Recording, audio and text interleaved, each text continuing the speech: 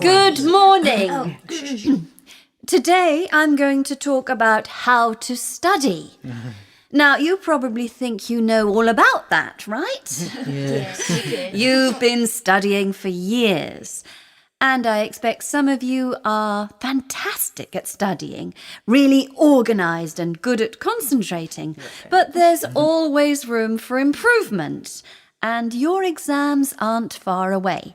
So these tips are for all of you. Right, so what's the best way to study? Well, first of all, it's a good idea to have some kind of plan or timetable. This could be for the week or a longer revision timetable for an exam from 1 month to 6 months. Yes, if you're studying for an important exam, it's important to think long term. Draw up a timetable, but revise it often. If it's not going to plan, you may have to rethink it. Next, think about your environment.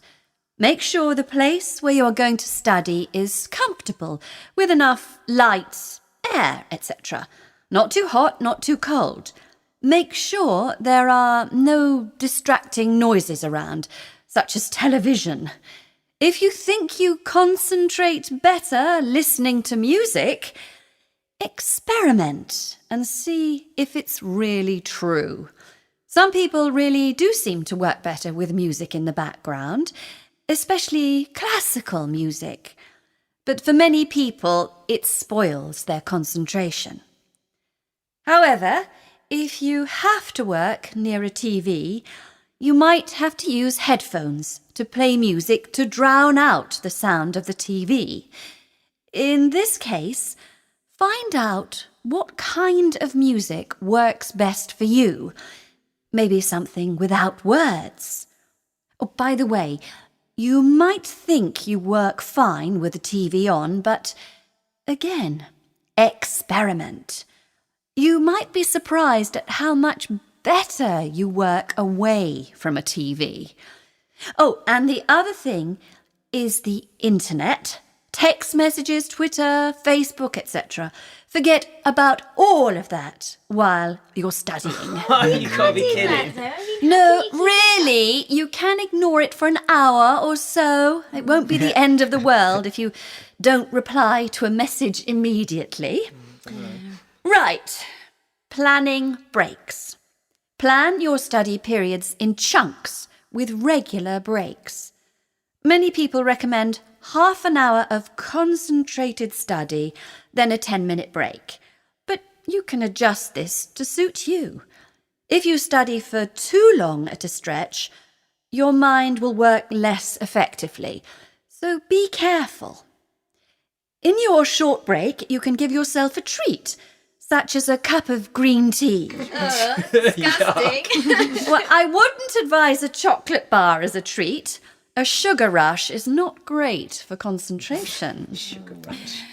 Okay, so next let's think about what you do when you're studying. Some people just read through their notes or textbooks and underline in pencil or highlight important bits. If this works for you, fine. But I'd suggest that it's better to write notes of some kind, so your mind is processing the information more. This way, you are also producing material which will be useful for last-minute revision. I don't recommend very last-minute revision, by the way, but we'll come back to that later. Have a look at these examples of student notes. Which do you think are best? The first person has written important phrases at random. The next has a table with clear headings and boxes with notes. The next has summaries.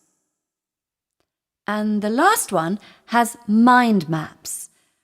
You've got the main topic in the circle, then lines coming off the circle attached to subcategories. then more lines to further details. Mind maps are great for showing the connections between different bits of information. They seem to work in the same way the brain works. So, what do you think?